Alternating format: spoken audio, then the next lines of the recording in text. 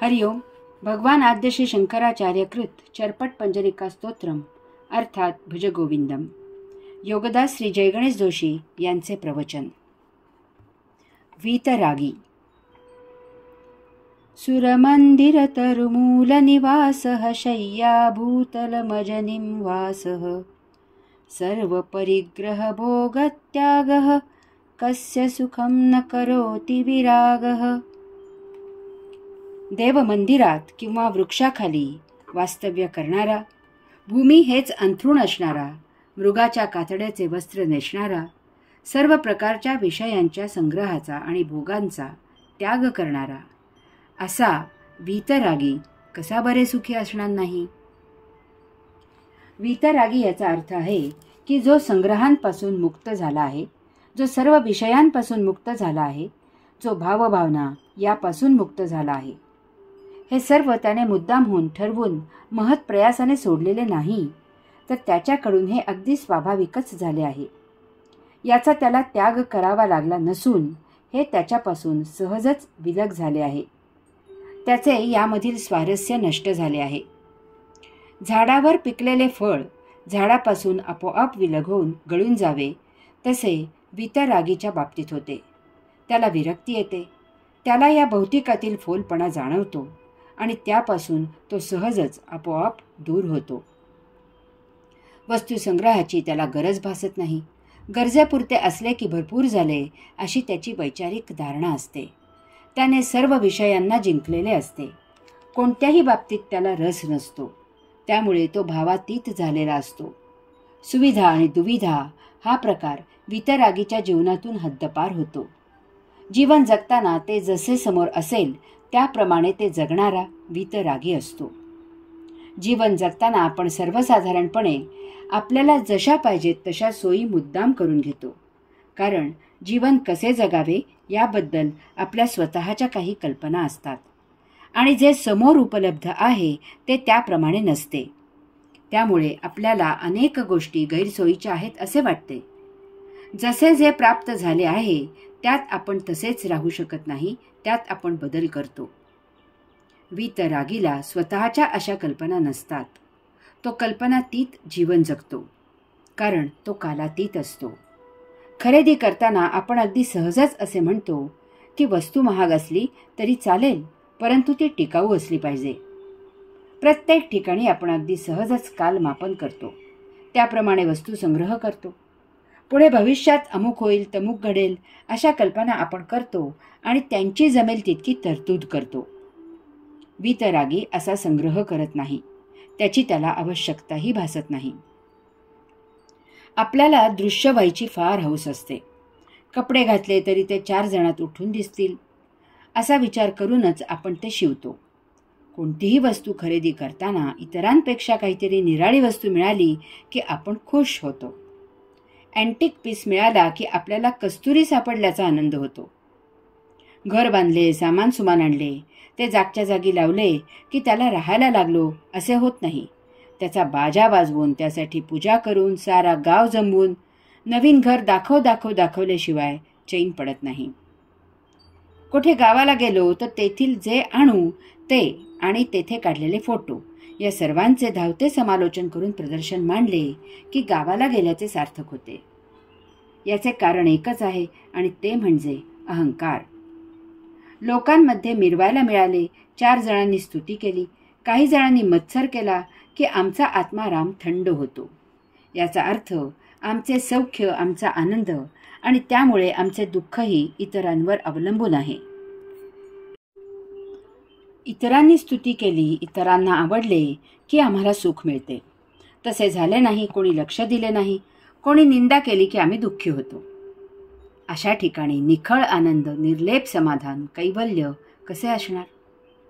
भौतिक वस्तू जगताचा तर इतका सोस आहे की जेथे जाऊ तेथून काही ना काही खरेदी केल्याशिवाय त्या जागेला भेट दिल्यासारखे वाटत नाही.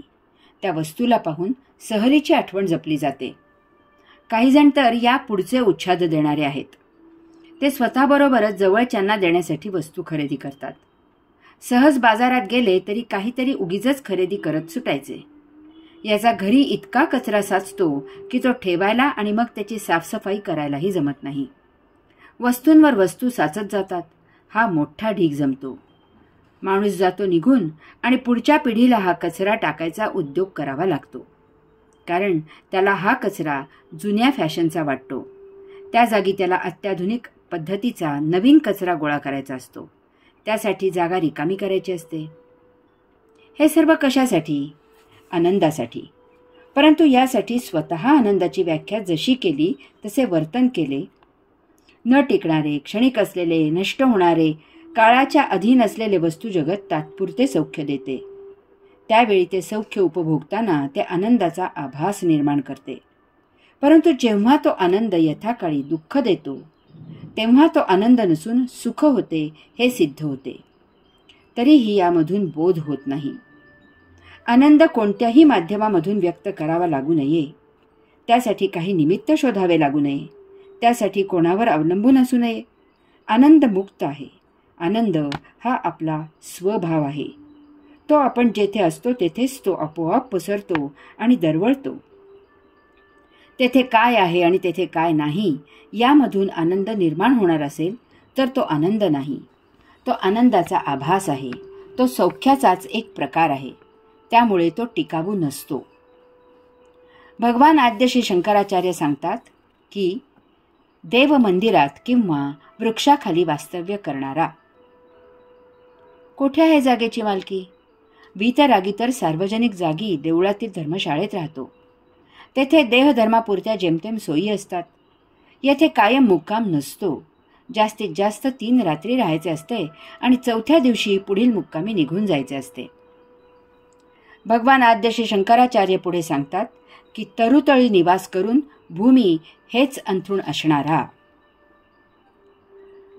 देवळात धर्मशाळा नसेल तर झाडाच्या बुंध्याशी मुक्काम करायचा. तेथे जमीन हेच अंथरूण आणि आकाश हेच पांघरूण असते. वीतरागी मोठ्या समाधानाने वृक्षाखाली मुक्काम करतो. भिक्षा मागून जे मिळेल ते प्रभूचा प्रसाद म्हणून सेवन करतो.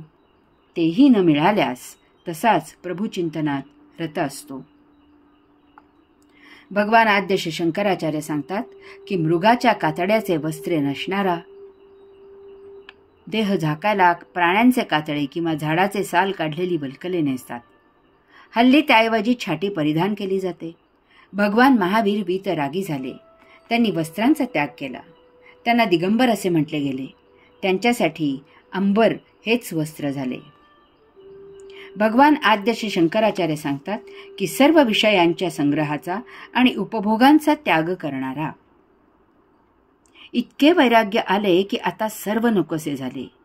एकांतात रममाण असावे. देहाला काही मिळाले तर तो राहील जिवंत. नाही मिळाले तर होईल त्याचा त्याग. प्रभू मिळाल्यावर तो देह राहिला काय किंवा न राहिला काय, काय फरक होतो?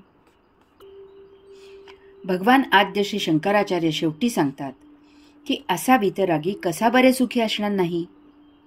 देहाने भौतिक वस्तू जगत ज्यासाठी उपभोगायचे तो परमात्मा मिळाल्यावर साक्षात्कार झाला. परम आनंद मिळाला. कैवल्य मिळाले. आता जीवनात मिळवायचे काही शिल्लकच नाही. ही यात्रा परिपूर्ण झाली. सुफळ पूर्ण झाली. आता तो देह कोठे वास्तव्य करतो? काय वस्त्र परिधान करतो? तो जीवित आहे किंवा जीवित नाही या सर्व गोष्टी गौण झाल्या. जोपर्यंत देह आहे तोपर्यंत यात्रा करत असायचे. जमेल तितकी प्रभू सेवा करायची. हाच आता जीवनोद्देश आहे. भगवान आद्य श्री शंकराचार्यांना येथे सांगायचे आहे की आनंद तुमच्या परिस्थितीवर अवलंबून नाही. तुम्ही कोणत्या भौतिक वस्तू वापरत आहात यावर आनंद अवलंबून नाही. तुम्ही कसे आणि कोठे राहत आहात यावर आनंद अवलंबून नाही. आनंद हा तुमचा स्वभाव आहे. तो भौतिक वस्तू जगताच्या भोगापवर्गतेपुढे झाकोळला जातो. त्याच्या ढिगाऱ्याखाली गाडला जातो. भौतिक वस्तू जगत देह जीवित ठेवण्यासाठी लागते. देह जीवित ठेवण्यासाठी आयुष्य कसे जगायचे हे मन आणि बुद्धी ठरवते आणि त्याप्रमाणे भौतिक वस्तू जगत मिळवले जाते आणि उपभोगले जाते. यामधून देह जीवित राहतो. परंतु ते भौतिक वस्तू जगत किती वापरायचे याचे भान राहत नसल्यामुळे त्यामधून सुख आणि दुःख निर्माण होते. यामधून आनंद कधीही निर्मित होत नाही. या स्तोत्राचा समारोप एका बोधकथेने करूया. एकदा एक राजा अरण्यात शिकारीला गेला होता. तेथे त्याला झाडाखाली शांत बसलेला एक महान तपस्वी दिसला. त्याच्या तेजाने राजा प्रभावित झाला. राजा घोड्यावरून पायउतार झाला आणि त्या वीतरागीच्या चरणापाशी हात जोडून बसला. राजाने त्या तपस्व्याला काही प्रश्न विचारले. त्या तपस्व्याने दिलेली उत्तरे ऐकून राजा फारच प्रभावित झाला. राजाने ओळखले की हा तपस्वी असामान्य आहे. राजा त्या तपस्व्याला विनम्रपणे म्हणाला की हे मुने, आपण दुविधा असलेल्या अरण्यात असे राहू नये. आपण माझ्या राजमहाली वास्तव्याला यावे. यावर स्मितहास्य करत तो तपस्वी लगेच उठून उभा राहिला आणि म्हणाला, तू म्हणत आहेस तर चल निघूया. राजा जरा चमकला. त्याला वाटले होते की हा तर आम्ही संन्यासी आहोत, आम्हाला राजमहाल नको, आम्ही अरण्यात आहोत, ते छान आहे असे काही म्हणेल. हा तर तत्काळ तयार झाला. राजाने मोठ्या आदराने त्या साधूला राजमहाली आणले आणि एका स्वतंत्र महाली त्याची राहण्याची फार उत्तम व्यवस्था केली. दररोज सकाळी राजा तपस्व्याच्या दर्शनाला येत असे. त्याचा आशीर्वाद घेऊन दरबारात जात असे. कधी सायंकाळी येऊन सत्संग करत असे. असे 6 महिने झाले तरी तपस्वी राजमहाल सोडून जायचे काही नाव काढेना.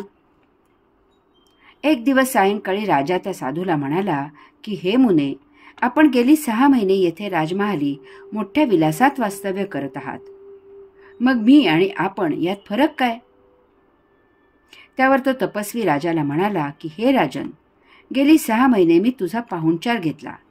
आता तू माझ्याबरोबर चल आणि माझा पाहुणचार घे, म्हणजे तुला आपल्यातील फरक समजेल. उद्या सकाळी आपण निघूया. राजा जिद्दीला पेटला आणि म्हणाला ठीक आहे. दुसऱ्या दिवशी सकाळी साधू चालत चालत निघाला. राजा त्याच्या मागून निघाला. गुपचूपपणे त्याच्यापासून काही अंतर राखून प्रधान आणि काही निवडक सैनिकही त्यांच्या मागून निघाले. साधू झपाट्याने चालत होता आणि राजा धापा टाकत त्याच्या मागे जात होता. साधू अरण्यात शिरला. राजा कसा तरी त्याच्या मागे जड जड पाय उचलत चालत होता. थोड्या वेळाने साधू एका झऱ्याजवळ थांबला. तो राजाला म्हणाला की हे राजन, तू येथे हातपाय धुवून घे, पाणी पी, दम टाक, मी फराळाची व्यवस्था करतो. असे म्हणून साधू त्या रानात आणखी आत गेला. त्याने काही कंदमुळे आणि फळे गोळा केली आणि परत आला. त्याने हातपाय धुतले, पाणी प्यायला. साधूने राजापुढे तो रानमेवा ठेवला आणि तो राजाला म्हणाला, आपण आता थोडे खाऊ आणि विश्रांती घेऊया. असे म्हणून त्या साधूने थोडी कंदमुळे आणि फळे खाल्ली आणि तो एका झाडाच्या बुंध्याशी आडवा होऊन गाढ झोपी गेला.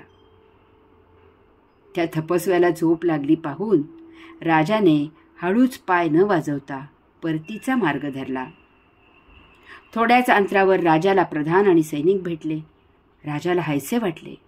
राजा प्रधानाला म्हणाला, आपण आणि हे वीतरागी तपस्वी यांच्यात फारच फरक आहे. यांना नमस्कार करून त्यांचा आशीर्वाद घेणे इतकेच आपण करू शकतो. ओम तत्सत त्वम असि.